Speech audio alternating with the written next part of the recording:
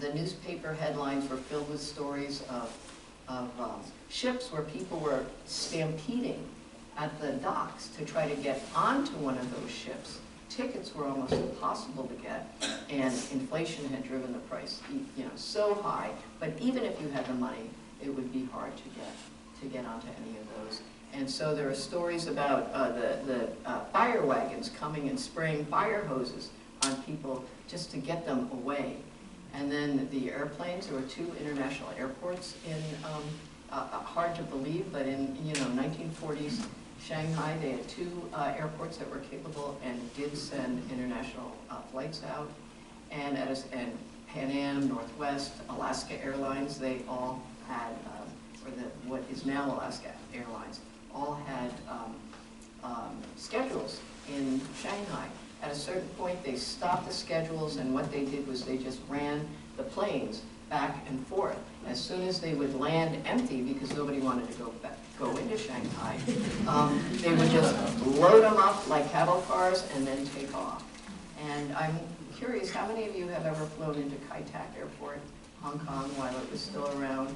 Well, you know then what a hair-raising ride that is, because it's like weaving through apartment buildings to land. And it was one of the most dangerous airports in the world. Well, that's where those planes were mostly headed. Some were going to Taipei, but they were mostly going to Hong Kong. And every one of these ships, planes, and trains were so overloaded that the ships, some of the worst maritime disasters in world history happened because the ships collided. More people died in one of those collisions than with the Titanic, twice as many people. And it actually is on record as being the worst maritime disaster. It was headed toward Taiwan. It had too many people and too much stuff on it. And one of those airlines, many of them crashed on their way into Hong Kong. And one of the gentlemen I interviewed, he had a ticket on one of those planes, one of those very precious tickets, and as he was standing in line to board the plane, he got a message from home saying that one of the kids was sick and he shouldn't leave. So he stepped out of line, went back to see his family, and the next person up took his seat. And that was Quentin Roosevelt II, grandson of Teddy, and relation to Franklin. And he was on the board of directors of one of the airlines. And he got on that plane and it crashed on its way into Hong Kong Airport, and everybody perished. So there were many stories of people who just managed to, they were on that last thing and didn't, and things happened, and they managed to survive.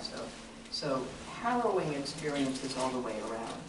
And so one of the lessons, as I said, was that nobody makes these decisions lightly. And the only thing really that will push most people to say, leave everything behind, let's go, is the threat of imminent death. And maybe not to themselves, but to their families, their children.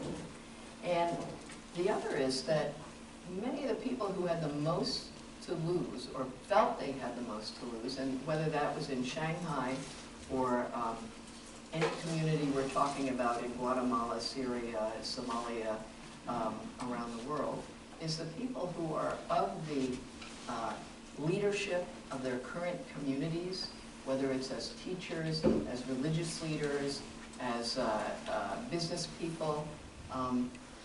When regime change is coming, they know that they're with the old regime and they have something to lose. And maybe one of the targeted people. So that was also true of Shanghai. There was an incredible brain drain that took place because Shanghai was also one of the most educated, intellectual centers of China. And so people might not have had a lot of money, they might not have been capitalists, but they had resources, intellectual resources. They had social capital, connections, ability to know about international people and markets, not to feel afraid of foreigners or landing in a foreign land. So, so to me, the connection to today is that just as the people who fled Shanghai were often, many of the people who would have been could have contributed so much to the building of New China that actually had fled because they were afraid of what might happen to them. And I think that's true when we look at refugees today too. And so the idea that they're all going to be criminals and the most dregs of society, actually, if they can get, you know, it takes a lot of initiative, it takes a lot of knowledge to actually think where you can go and make a new life. And if they can find safe haven anywhere, then actually they are going to be, you know, the most contributing, the most stable, the people who will work the hardest to make sure that those children that they wanted to have survived will actually have a life. And so one of the things I did toward the end of the book was, you know, I traced where they went, and this is one reason that the book took so long, is because I followed them to Hong Kong, to Taiwan, to the US, and also followed the life of somebody who stayed behind. And that means there were 4 parallel histories, right? When the Korean War happened, the experience of how it was interpreted in Hong Kong was very different from Taiwan. Actually, the Korean War was a total turning point for Taiwan's survival. And of course, in the United States, there was the Cold War, the McCarthy period, all of that took place then. And so just following that through. So I think I just want to kind of stop a little bit there, but with the recognition of where I am standing today in Chinatown, Washington, D.C., a very, very historic and well-established place. My father, when he was first in the United States in the 1940s, he lived, worked in this area in Washington, D.C. I have his FBI records that tracked his whereabouts and had assets in Chinatown, sort of also watching other Chinese. And so in the course of this book, sometimes people would say, well, you know, these Shanghainese, why? I mean, it would be not quite as blunt as that, but why do you want to write about these Shanghai people? Now, some of you may know that Shanghai people have a certain reputation, right? That they are the braggarts of China. They are the ones that are so arrogant, they think they're so smart, they take credit for everything, even if it has nothing to do with them. And so when I tracked the people of Shanghai as exiles who ended up in Hong Kong, right, mostly Guangdong Ren, and there was quite a culture clash, let me put it that way. And so one of the things that was said to me about that is, well, you know, Shanghai people, if they have $1, they act like they have $100. Guangdong Ren, when they have $100, they act like they have $1. So that explained a lot. And so when I tracked the Shanghai people to Hong Kong, there's plenty of culture issues that happen. You know, and of course the language is quite different. And going to Taiwan, of course, the 2 million mainlanders who fled the mainland, many of them from Shanghai, landing on the island of Taiwan, where there were already 9 million people living there. And so the mainlanders came and acted like a victorious occupation force. And a lot of what is in this book, talking about the birth of modern China, is about, still affects us greatly today. Everything that I discuss about Taiwan then, and this, the tension between the mainlanders and the Benshenren, who were there already, still continues today, as we all know, with the cross-strait tensions. And so, so I wanted to say that, and otherwise, just would love to hear what your questions and your thoughts about this period, some of you, your families, and just to really thank you. Thank you so much for this, and I hope it'll be something that if you do read it, we'll also try to make the connections to today, because every exodus is really, this is one, and unfortunately we have too many others today as well. So thank you all for being so attentive.